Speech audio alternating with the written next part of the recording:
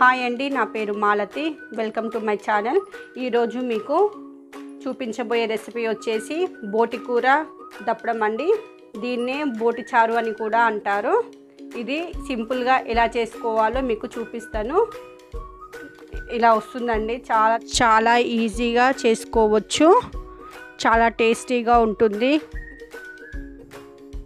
దీనికి కావలసిన పదార్థాలు చూపిస్తాను. ముందుగా మన ఛానల్ని సబ్స్క్రైబ్ చేసుకోకుంటే సబ్స్క్రైబ్ చేసుకోండి. పక్కనున్న బెల్ ఐకాన్ని యాక్టివేట్ చేసుకోండి. Avinash tech to all.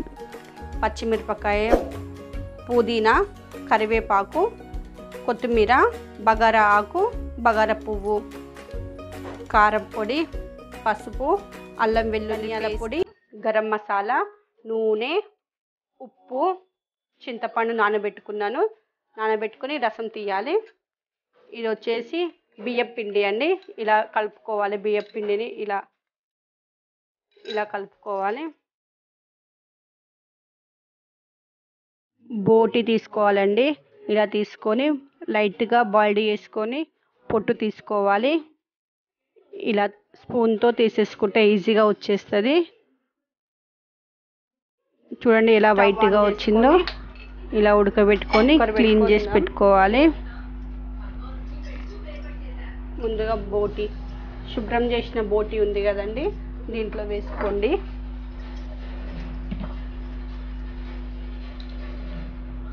పసుపు ఒక half teaspoon, salt 1 spoon, నీళ్ళు ఒక 250 ml వాటర్ వేసాను. ఇప్పుడు కుక్కర్ మూత పెట్టేసుకొని ఒక హై ఫ్లేమ్లో ఒక 10 నిమిషాలు ఉడకబెట్టుకోవాలి. మనం ముందుగా ఉడకబెట్టుకున్నాం కదా, కుక్కర్లో వేసుకొని చల్లారింది.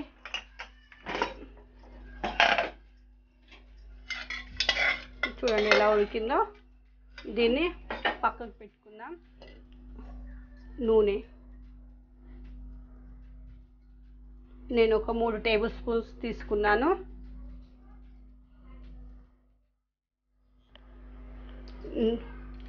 నూనె వేడయ్యి ఉల్లిపాయ ముక్కలు,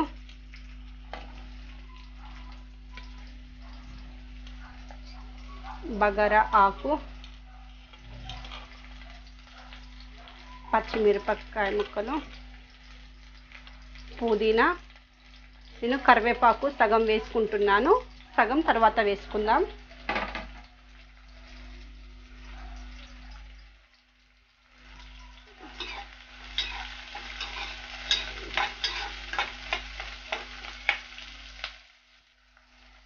కలుపుకొని కొద్దిసేపు మగ్గనిద్దాం. ఇది మగ్గిందో లేదో చూద్దాము. ఓకేనండి, కొంచెం మెర్రగా అయినది కదా. ఇప్పుడు దీంట్లో పసుపు వేసుకోవాలి. నేను ఆల్రెడీ ఉడికేటప్పుడు వేసాను కదా, ఇప్పుడు కొద్దిగానే వేసుకోండి. అల్లం వెల్లుల్లి పేస్ట్ 1 స్పూను,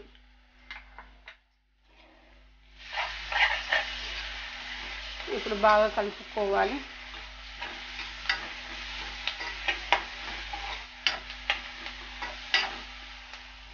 ఇప్పుడు మళ్ళీ ఒక 2 నిమిషాలు మూత పెట్టుకొని సిమ్లో పెట్టుకుందాం.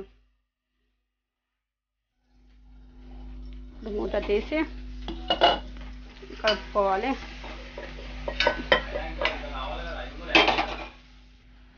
మనం ముందుగా కుక్కర్లో ఉడకబెట్టుకున్నాం కదా, ఈ బోటిని నీళ్ళతో సహా దీంట్లో వేసుకోవాలి.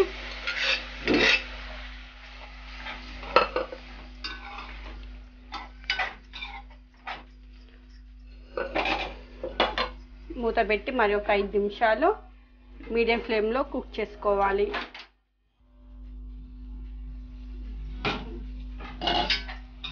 కలుపుకోవాలి మళ్ళీ. ఇది ఆల్రెడీ మనం ముందే ఉడికించుకున్నాం కదా, కాబట్టి ఇది ఉడికి ఉంటుంది.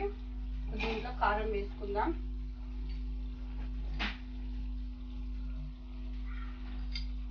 నేను 2 టేబుల్ స్పూన్స్ వేసాను. కొంచెం నాన్ వెజ్ ఐటమ్స్లోకి కొంచెం కారం ఉప్పు ఎక్కువగా ఉంటేనే టేస్టీగా ఉంటుంది. ఒక సాల్ట్ 1 స్పూన్ వేసాను, ఎందుకంటే ఫస్ట్ మనం ఉడకబెట్టుకునేటప్పుడు వేసుకున్నాం కదా, దానివల్ల కొంచెమే వేసాను. ధనియాల పొడి 1 టేబుల్ స్పూన్, మళ్ళీ కలుపుకోవాలి.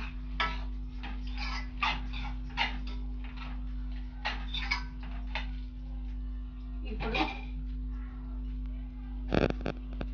చింతపండు చూపించాను కదా ఇందాక, రసం తీసి పెట్టుకున్నాను, దీంట్లో వేసుకోవాలి.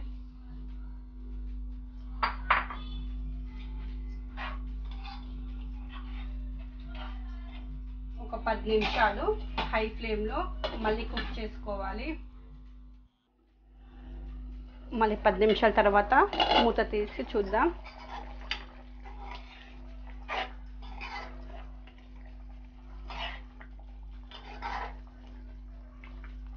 ఇప్పుడు మనం ముందుగా కలుపుకున్న బియ్యపు పిండి మిశ్రమం ఉంది కదా,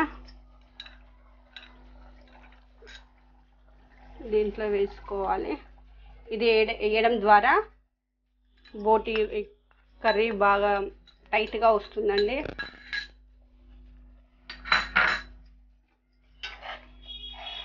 చూడండి గ్రేవీ ఎంత థిక్గా వచ్చిందో.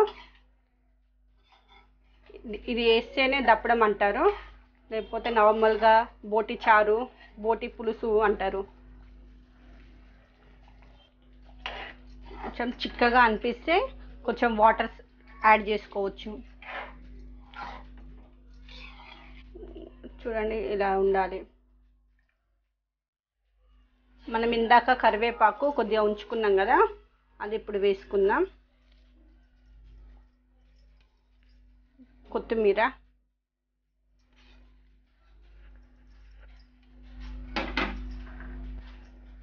గరం మసాలా,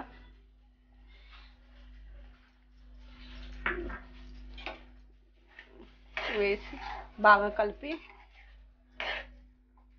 ఒక 2 నిమిషాలు మూత పెట్టుకొని హై ఫ్లేమ్లో కుక్ చేసుకోవాలి.